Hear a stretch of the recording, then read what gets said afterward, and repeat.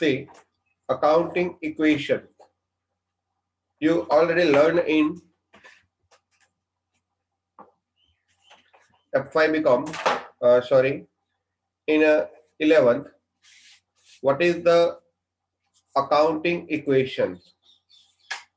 Accounting equations કોને કહેવાય એ તમે ઓલરેડી લર્ન કરેલું છે. A is equal to C plus L. So now be ready.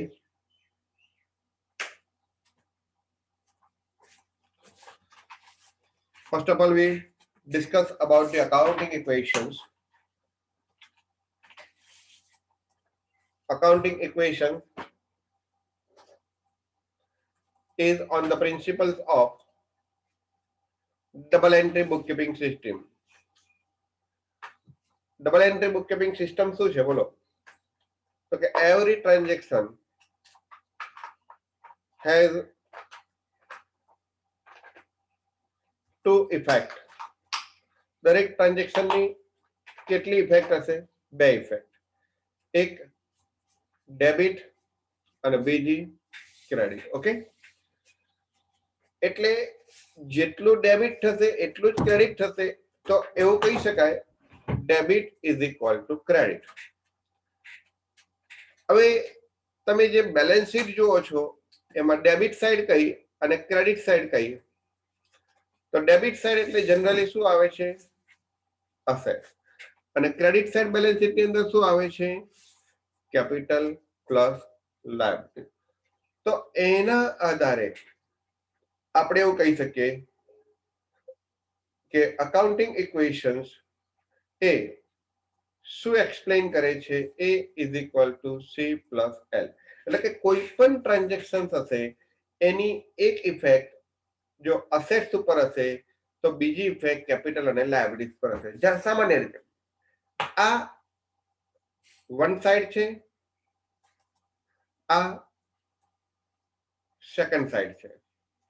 તો બંને સાઈડનું ટોટલ કોઈ પણ ટ્રાન્ઝેક્શન થી બંને સાઈડનું જે ટોટલ થવું જોઈએ એ ટોટલ બંને સાઈડનું કેવું હશે? ઇક્વલ હશે. અમુક ટ્રાન્ઝેક્શન એવા હશે કે જેની ઇફેક્ટ બંને સાઈડ ઉપર થશે.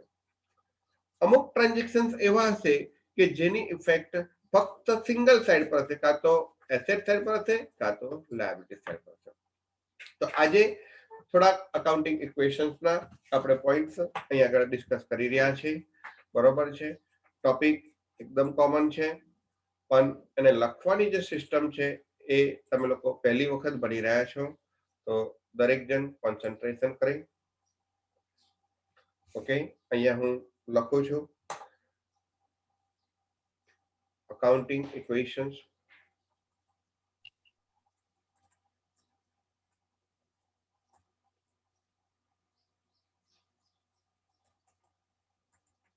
Based on double entry bookkeeping system.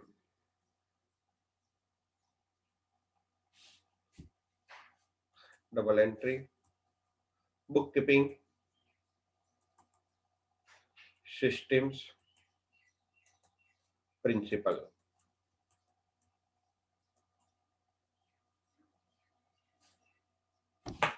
હવે આ પ્રિન્સિપલ શું કહે છે? આ ડબલ એન્ટ્રી બુકકીપિંગ સિસ્ટમનો પ્રિન્સિપલ શું કહે છે? Every transactions have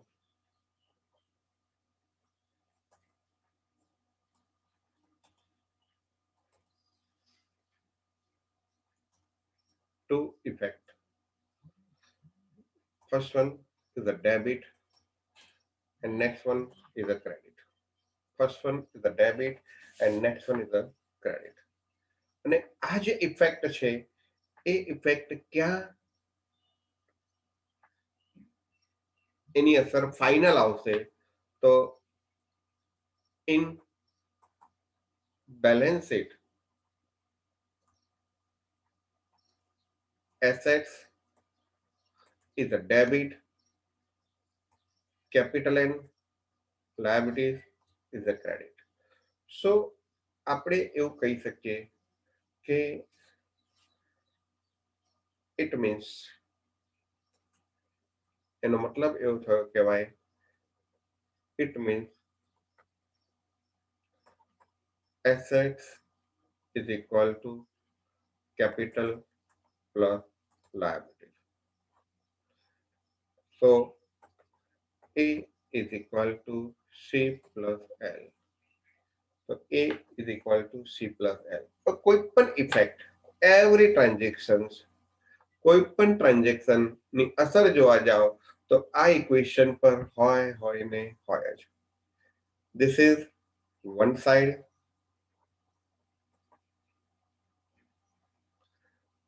and this is single sides. This is the one side,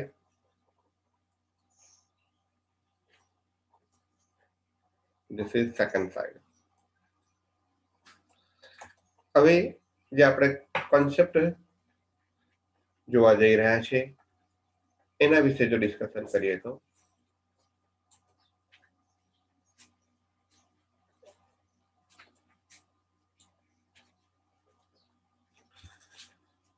effect of transactions on equity. Effect of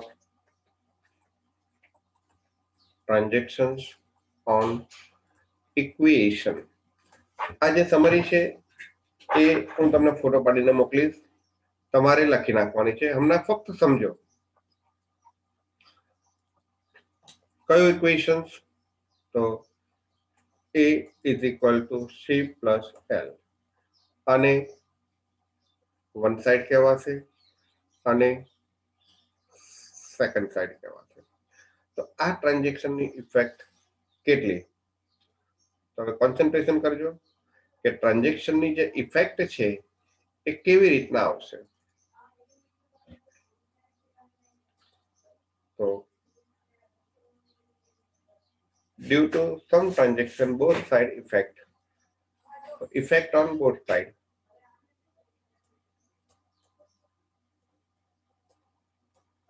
અમુક ટ્રાન્ઝેક્શન એવા છે કે જેની ઇફેક્ટ બંને સાઈડ હશે. સમજો તમારું જે ટ્રાન્ઝેક્શન્સ છે એની ઇફેક્ટ આ ઇક્વેશન ઉપર આવશે. હવે આ ઇક્વેશન ઉપર જે ઇફેક્ટ આવશે એ કઈ ઇફેક્ટ આવશે, તો કે અમુક ટ્રાન્ઝેક્શન્સ એવા છે કે જેની ઇફેક્ટ આ બંને સાઈડ ઉપર આવશે. અમુક ટ્રાન્ઝેક્શન એવા છે કે જેની ઇફેક્ટ એક જ સાઈડ પર આવશે.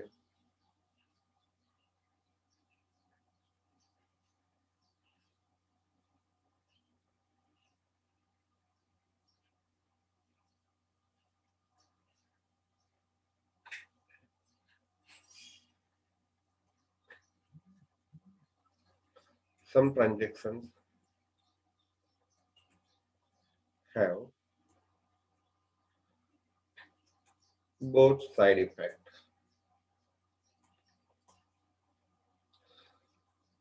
અમુક ટ્રાન્ઝેક્શન બંને સાઈડ ઇફેક્ટ હોય છે. Some transactions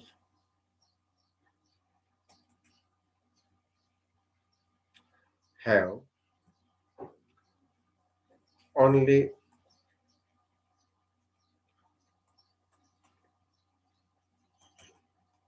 asset side effect.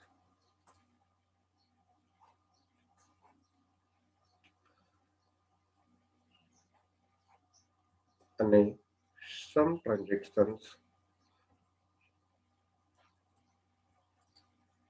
have only capital plus liability side.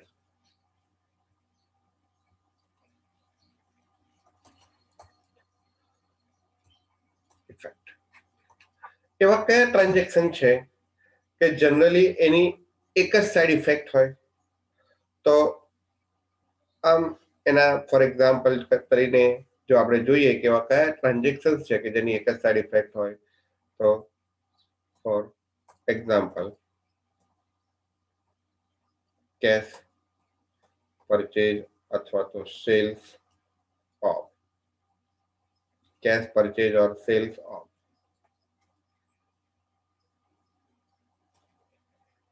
goods and assets. તમે માલ ખરીદો રોકડેથી તો માલ આવે છે તો એસેટ્સ વધશે અને કેશ જાય છે તો એસેટ ઘટશે, તો એની એક જ સાઈડ ઇફેક્ટ થાય. એવા કયા ટ્રાન્ઝેક્શન છે કે જેની લાયબિલિટી સાઈડ જ ઇફેક્ટ હોય, capital and liability side effect હોય? તો ફોર એક્ઝામ્પલ, આઉટસ્ટેન્ડિંગ એક્સપેન્સીસ, ખર્ચો ચૂકવવાનો બાકી. સમજો, ખર્ચ ચૂકવવાનો બાકી તો શું થાય? એક્સપેન્સીસ વધે તો ખર્ચ વધે તો નફો ઘટે, નફો ઘટે એટલે કેપિટલ ઘટે, એટલે એક્સપેન્સીસ ની ઇફેક્ટ ક્યાં આવે? કેપિટલ પર આવે. યાદ રાખજો, એક્સપેન્સીસ ની ઇફેક્ટ ક્યાં આવે? કેપિટલ પર આવે. ઇન્કમ ની ઇફેક્ટ પણ ક્યાં આવે?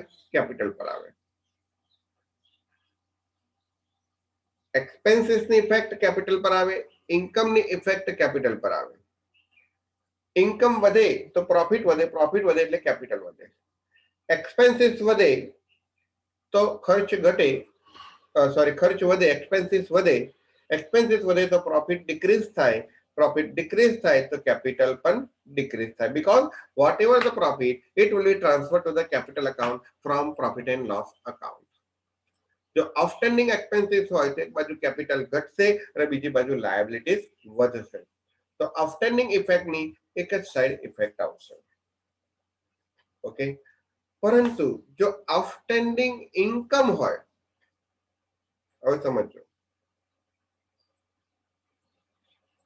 તો એક બાજુ ઇન્કમ વધશે એટલે કેપિટલ વધશે અને એક બાજુ લેનું વધશે એટલે એસેટ્સ વધશે. તો આઉટસ્ટેન્ડિંગ ઇન્કમ હોય તો એની બંને સાઈડ ઇફેક્ટ આવે. Cash purchase sales of goods and assets હોય તો આ પ્રમાણે, પણ cash expenses or income transaction through cash. ધારો કે તમે સેલેરી પેડ કરી 5000, તો સેલેરી પેડ કરી એટલે એક્સપેન્સીસ વધ્યો, એક્સપેન્સીસ વધે એટલે પ્રોફિટ ઘટે, તો પ્રોફિટ ઘટે એટલે કેપિટલ ઘટે, એટલે કેપિટલ ઘટે છે સેલેરી પેડ કરી એટલે. એટલે એક બાજુ એક્સપેન્સીસ વધે છે, ખર્ચ ઘટે છે એટલે કેપિટલ ઘટે છે, અને બીજી બાજુ કેશ જાય છે એટલે એસેટ્સ પણ ઘટે છે, એટલે બંને સાઈડ ઇફેક્ટ આવી એક્સપેન્સીસની. જો ઇન્કમ હોય તો ઇન્કમ આવે એટલે કેશ આવે તો કેશ વધી એટલે એસેટ્સ વધી અને બીજી સાઈડ કેપિટલ પણ વધશે. તો આ પ્રમાણે અમુક ટ્રાન્ઝેક્શનની ઇફેક્ટ બંને સાઈડ હોય છે, અમુક ટ્રાન્ઝેક્શનની ઇફેક્ટ ફક્ત અસેટ સાઈડ હોય છે, અમુક ટ્રાન્ઝેક્શનની ઇફેક્ટ ફક્ત કેપિટલ એન્ડ લાયબિલિટી સાઈડ હોય છે. સે ફોર ધ એક્ઝામ્પલ, હજુ આમાં ડિટેલ્સમાં જોવા જઈએ તો એવા ઘણા ટ્રાન્ઝેક્શન છે. સે ફોર ધ એક્ઝામ્પલ, તમે લાયબિલિટીઝ પેડ કરો છો, પાસ્ટ લાયબિલિટીઝ પે અથવા તો ડ્યુ રિકવર્ડ. લાયબિલિટીઝ પેડ કરી તો દેવું ઘટશે અને બીજી બાજુ કેશ ઘટશે, એટલે બંને સાઈડ પેમેન્ટ જાય છે. અને ડ્યુ રિકવર્ડ અથવા તો રિસીવ, તમારું લેનું, સપોઝ કે લાયબિલિટીઝ પેડ કરી તો તમારી આ ઇફેક્ટ આવશે, પણ તમારું લેનું તમારી પાસે પાછું આવ્યું, amount recovered from due amount,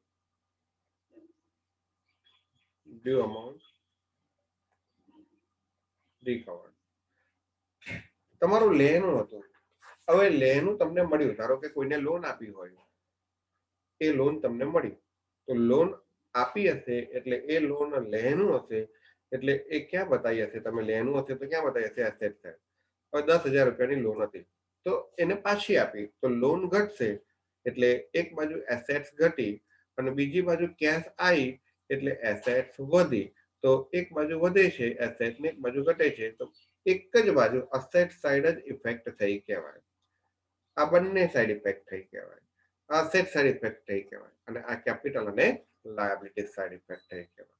એટલે અમુક એન્ટ્રી એવી હશે કે જેની ઇફેક્ટ બંને બાજુ હશે, અમુક ટ્રાન્ઝેક્શન્સ એવા હશે કે જેની ઇફેક્ટ ફક્ત એસેટ સાઈડ હશે, અમુક ટ્રાન્ઝેક્શન્સ એવા હશે કે જેની effect capital and liability side હશે. સે for the example, partners capital લાવે છે તો બંને સાઈડ ઇફેક્ટ આવશે, અને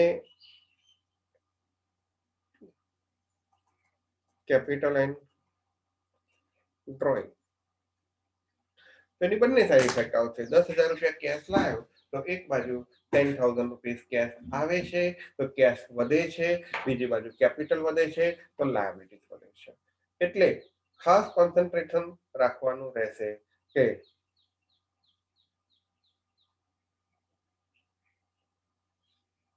તમે શું ઇફેક્ટ આપો છો. તમારાથી કોઈ ટ્રાન્ઝેક્શનને સમજણ ન પડે, આમ તો આ હું તમને સમરી સમજાવું છું એટલે એટલા માટે સમજાવું છું કે જ્યારે ટ્રાન્ઝેક્શન આપણે શરૂ કરીએ તો ઓટોમેટિકલી તમને ખબર પડે, પણ ક્વેશ્ચન્સ આવશે એટલે તમને પ્રોબ્લેમ નહીં થાય, કારણ કે તમને ઓટોમેટિકલી આટલું બધું ભણેલા છો તો સમજણ પડવાની જ છે કે આની અસર આ પ્રમાણેની આવવાની છે. હવે આ બંનેની સમરી મેં તમને મોકલી આપી છે. જે પહેલું લખેલું મેં સમજાવ્યું એ પહેલું લખજો, બીજું સમજાવ્યું બીજું લખજો. Now we are continue about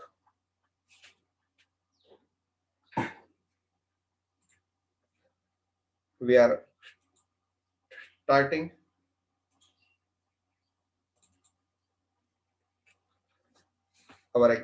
we can start our examples.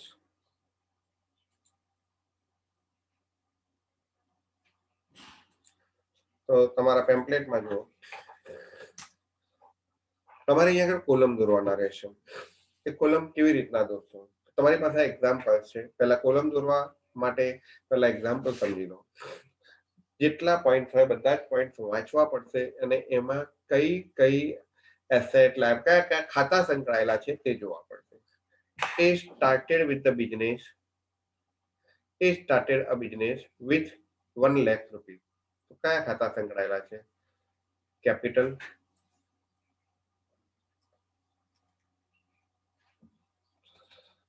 અને 1 લાખ રૂપિયા લાવે છે એટલે બીજું કયું ખાતું આવશે? કેશ. આ રીતના લખવું પડશે.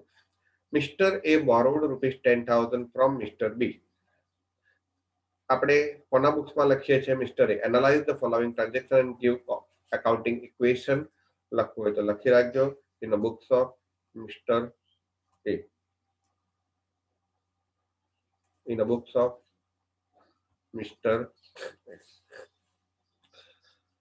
એ borrowed ₹10,000 from mister B. A રૂપિયા ઉછીના લીધા એટલે કેશ આવે છે તો પહેલું કેશ, અને કોની પાસેથી? મિસ્ટર બી, તો બીજું mister purchased furniture of ₹10,000 from Mr. B. તો મિસ્ટર બી નું નામ આપેલું છે, ફર્નિચર પરચેજ કરે છે પણ નામ આપ્યું છે એટલે ટ્રાન્ઝેક્શન કયું કહેવાશે? 11મું ધોરણ ઉધાર વ્યવહાર કહેવાશે. ઉધાર વ્યવહારમાં જ વ્યક્તિનું નામ આપેલું હોય તો 10,000 નું ફર્નિચર આવે છે તો ફર્નિચર આવે છે તો ફર્નિચર અકાઉન્ટ અને મિસ્ટર બી અકાઉન્ટ. જેવી રીતના આપણે એન્ટ્રી પરથી યાદ આવતું હોય તો જે જર્નલ એન્ટ્રી પરથી ખાતા બનાવતા હતા તો એમાં પહેલા કયા કયા ખાતા બનાવીશું એ લખતા હતા. એવી રીતના અહીંયા આગળ કયા કયા કોલમ બનાવીશું એના માટે સંકળાયેલા ખાતા સમજવા પડશે. Purchase of goods of 20,000 by cash. By cash. તો ગુડ્સ પરચેજ કરીએ છીએ તો પરચેજ ખાતું આવે પણ મિલકતનું નામ શું છે? ગુડ. આપણે મિલકતનું નામ લખવાનું છે કારણ કે આપણું ઇક્વેશન કયું છે? A = C + L.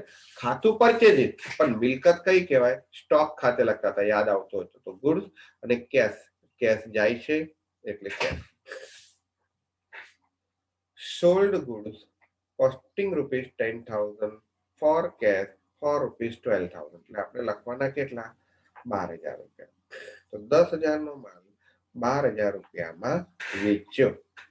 તો સમજો વેચ્યો 12,000 માં એટલે 12,000 ની જ એન્ટ્રી આવી. તો સેલ્સ કર્યું, ગુડ્સ જાય છે, ગુડ્સ જાય છે અને કેશ આવે છે તો કેશ અને બીજું ગુડ. કેશ અને ગુડ્સ. રિટર્ન ગુડ્સ માલ રિટર્ન કર્યો, costing rupees 5000 to the supplier which was purchased on credit. Supplier પાસેથી માલ ખરીદ્યો તો તે રિટર્ન કર્યો.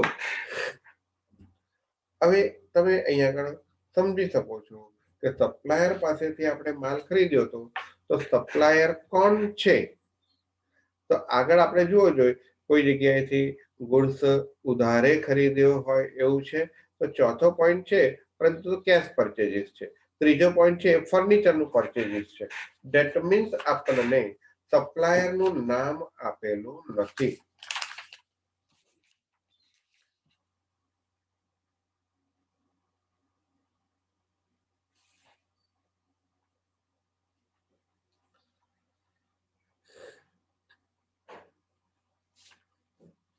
હવે એનું ખાતું હોય તો જ એમાંથી આપણે, તો અહીંયા એવું નહીં બને કે સપ્લાયરનું નામ ના આપેલું હોય એટલે માલ ખરીદ્યો હોય તો પછી એની ઇન્ફોર્મેશન લખવી પડે. તો આ જે ત્રીજો અને ચોથો પોઈન્ટ છે, એક કામ કરો, આને તમે 8મો પોઈન્ટ આપી દો અને 8મો પોઈન્ટ આપી દો અને 6થો પોઈન્ટ આપણે લખો ગુડ્સ પરચેઝડ લખતા જજો from Snehal for rupees 20,000. Goods purchased from Snehal for rupees 20,000. Snehal પાસેથી ગુડ્સ પરચેજ કરેલો છે. તો પછી સ્નેહલ હવે આમાં કયું કયું ખાતું આવશે? 8માનું પછી વાત કરીએ, હવે 6ઠ્ઠાની વાત કરીએ. તો પરચેજ કર્યો સ્નેહલ પાસેથી, તો કયું કયું ખાતું આવશે? માલ આવે છે તો ગુડ્સ અકાઉન્ટ, અને ઉધારે ખરીદ્યો છે, સ્નેહલ નામ આપેલું છે, વ્યક્તિનું નામ આપેલું હોય, કેશનો ઉલ્લેખ ના હોય તો એ ક્રેડિટ ટ્રાન્ઝેક્શન કહેવાય, એટલે સ્નેહલ અકાઉન્ટ. ગુડ્સ અકાઉન્ટ અને સ્નેહલ અકાઉન્ટ. હવે તમે એને રિટર્ન કરો છો તો 6ઠ્ઠા પોઈન્ટ પછી 7મો જોઈએ, પછી 8મો જોઈએ, બરાબર? ત્યાં 6ઠ્ઠા ને 8મો કરી દેવાનો. 7મો point, repaid loan of rupees 10,000 along with interest of rupees 100. તમે રીપેડ કરી છે, લોન રીપેડ કરી છે, ઇન્ટરેસ્ટ સાથે રીપેડ કરી છે, તો શું ઇફેક્ટ આવશે? તો તમારી પાસેથી જાય છે કેટલા? 10,100. હવે લોન તમે લીધેલી, તો યસ, આજે એ બોરોડ કરે છે, મિસ્ટર એ પાસેથી જે રકમ બોરોડ કરે છે, તો મિસ્ટર બી, તો કઈ લોન હશે? તો એ જશે ને, રીપેડ લોન એટલે કઈ લોન? તો મિસ્ટર એ પાસેથી જે આપણે મિસ્ટર એ જે બોરોડ કર્યા છે મિસ્ટર બી પાસેથી, એટલે મિસ્ટર બી ને આપણે આપી દઈએ છીએ. કેટલા રૂપિયા આપીએ છીએ? તો કે 10,000 રૂપિયા લોનના, 100 રૂપિયા ઇન્ટરેસ્ટના. 10,000 લોનના, 100 રૂપિયા ઇન્ટરેસ્ટના, અને કેશ જાય છે તો કયું કયું ખાતું આવશે? મિસ્ટર બી. ધ્યાનમાં રાખજો, ઇન્ટરેસ્ટ છે, ઇન્ટરેસ્ટ એટલે કેપિટલ. ઇન્ટરેસ્ટ એટલે કેપિટલ. મેં તમને હમણાં સમજાવ્યું કે એક્સપેન્સીસ અને ઇન્કમની ઇફેક્ટ ક્યાં આવે? કેપિટલ ખાતે. જો એક્સપેન્સીસ વધે તો કેપિટલ ઘટે. એક્સપેન્સીસ અને કેપિટલની ઇન્વર્સ રિલેશનશિપ છે. ઇન્વર્સ રિલેશનશિપ છે શબ્દ વાપરું છું, અહીંયા ધ્યાન રાખજો. ઇન્વર્સ રિલેશનશિપ, ઇન્વર્સ એટલે કે વ્યસ્ત સંબંધ છે. એક વધે તો બીજું ઘટે. સો બી કોન્સન્ટ્રેટ કે તમે 10,000 રૂપિયા બી ના હતા, તેનું ખાતું હતું એટલે એને ચૂકવી લીધા. 100 રૂપિયા વધારે આપ્યા, ઇન્ટરેસ્ટ ના આપ્યા, એટલે ઇન્ટરેસ્ટ તમારો એક્સપેન્સ એટલે ડેબિટ. તો ઇન્ટરેસ્ટ વધ્યો, ખર્ચ વધ્યો એટલે કેપિટલ ઘટે. અને બીજું કેશ કેટલી જશે? તો 10,000. કશું ટ્રાન્ઝેક્શન એવું નથી કે, એવું કોઈ ટ્રાન્ઝેક્શન નથી કે જે ચેક થી થયું હોય, નહીં તો બેંક ખાતું આવે, પરંતુ એવું છે. અને લાસ્ટ પોઈન્ટ, 7મો પોઈન્ટ પત્યા પછી 8મો point, return goods costing rupees 5,000 to supplier. અહીંયા સપ્લાયર કોણ હતો? સ્નેહલ. તો સ્નેહલને માલ લઈને પાછો આપ્યો હતો, ખાતું કયું આવશે? સ્નેહલ અકાઉન્ટ. અને બીજું માલ જાય છે એટલે ગુડ્સ અકાઉન્ટ. તો અહીં આગળ તમારું આ એક્ઝામ્પલનું બાયફર્કેશન પૂરું થયું. સમજો. હવે તમારે કયા ખાતા બનાવવાના, તો એક કયા કયા કોલમ બનાવવાના, એક કેપિટલ કેશ, કેશ આવી ગયું મિસ્ટર બી, પછી ફર્નિચર મિસ્ટર બી આવી ગયું, ગુડ્સ બનાવવું પડશે કેશ આવી ગયું, પછી કેશ આવી ગયું, ગુડ્સ આવી ગયું. દરેક ખાતામાં જોઈ લો જે કોમન હોય નહીં બનાવવાનું. સ્નેહલ આવી ગયું, સ્નેહલ નથી આવ્યું, ગુડ્સ આવી ગયું છે, એક વખત આવી ગયું હોય નહીં બનાવવાનું. પછી 7 માં મિસ્ટર બી આવી ગયું છે, કેપિટલ આવી ગયું છે, કેશ આવી ગયું છે, એટલે એક પણ ખાતા બનાવીશું નહીં, એટલે કે એક પણ કોલમ નહીં બનાવીએ. ખાતા મીન્સ કોલમ. અને આ છઠ્ઠા નંબરનો પોઈન્ટ મેં જે નવો લખાયો એમાં ગુડ્સ અકાઉન્ટ આવી ગયું છે, સ્નેહલ અકાઉન્ટ આવી ગયું છે. એટલે તમારે ઇન શોર્ટ કયા કયા કોલમ બનાવવા પડશે? કેપિટલ, બીજું કેશ, ત્રીજું મિસ્ટર બી, ચોથું કોલમ ફર્નિચર લખતા જજો બાજુમાં, પછી પાંચમું કોલમ ગુડ્સ, પછી પાંચમામાં એક પણ નહીં કારણ કે આવી ગયા છે, રિપીટ થાય છે. 8 માં સ્નેહલ, પછી 7માં એક પણ નહીં, 6 માં પણ એક પણ નહીં. તો આટલા કોલમ બનાવીશું. કેપિટલ શું છે? લાયબિલિટીઝ છે. આ અસેટ. અચ્છા, મિસ્ટર બી પાસેથી ઉછીનો ખરીદ્યો છે એટલે શું છે? લાયબિલિટી છે. ફર્નિચર અસેટ છે, ગુડ્સ અસેટ છે, સ્નેહલ લાયબિલિટી. તો ઇન શોર્ટ લાયબિલિટી સાઈડ કયા કયા કોલમ?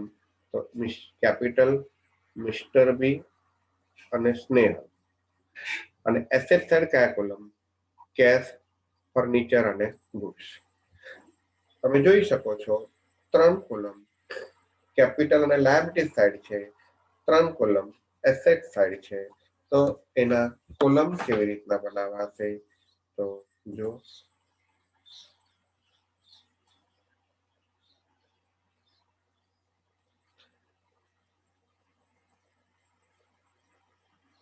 આ લખેલું છે, એની મેં તમને ઇન્ફોર્મેશન એક ફોટોકોપી મોકલી દીધી છે, તમારે તમારી જાતે લખવાનું છે.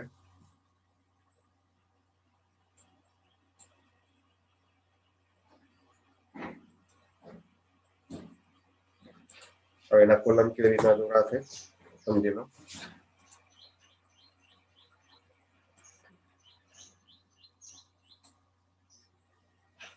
ફટાફટ આનું પણ તમને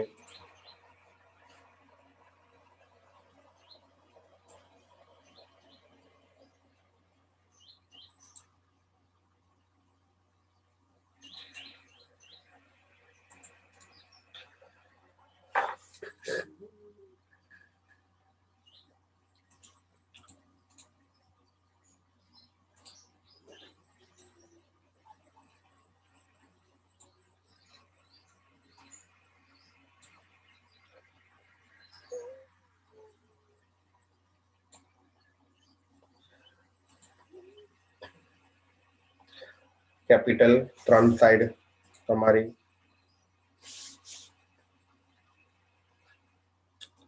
ટોટલ 6 કોલમ બનાવવાના છે.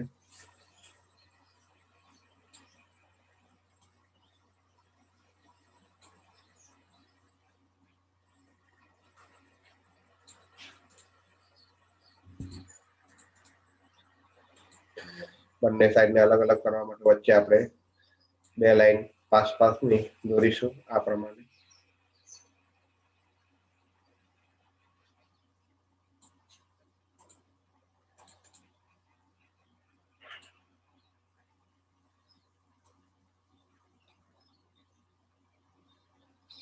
ત્રણ કોલમ બનાવવાના છે.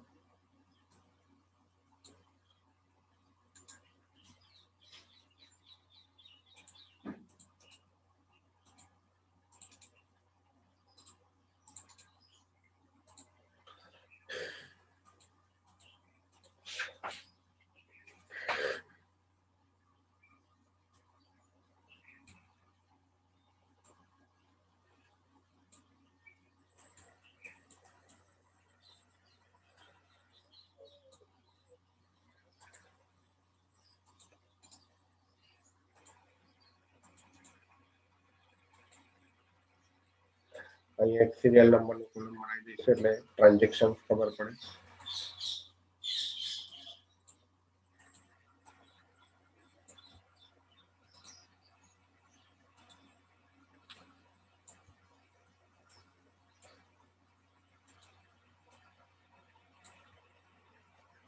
દરેક વસ્તુમાં મહેનત થાય છે. કોઈને એવું લાગતું હોય કે મફતની વસ્તુ છે. હવે આ પ્રમાણે તમારા કોલમ બની ગયા છે. તમારા અહીંયા હેડિંગ આપવામાં આવશે, statement showing the effect of transaction on equation, statement showing effect of transactions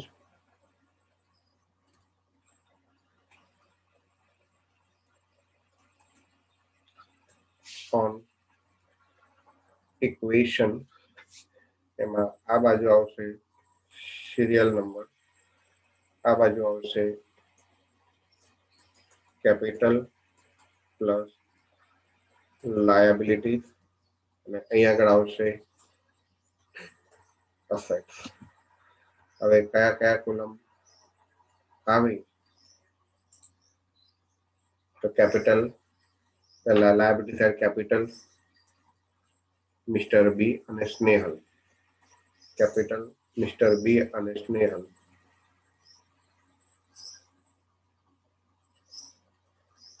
rupees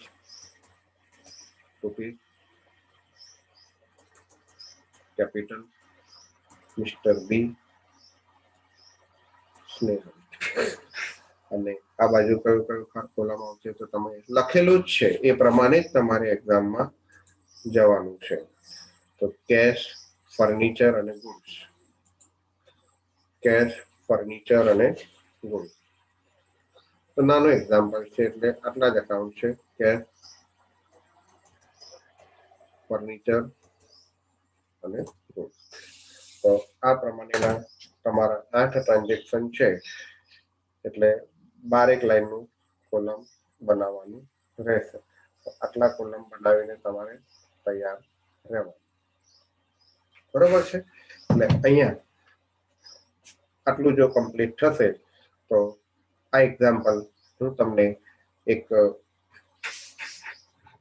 video દ્વારા મોકલી આપું છું સોલ્યુશન, એટલે તમે જોડે કરશો. આટલું તૈયાર કરો. Good day, good bye.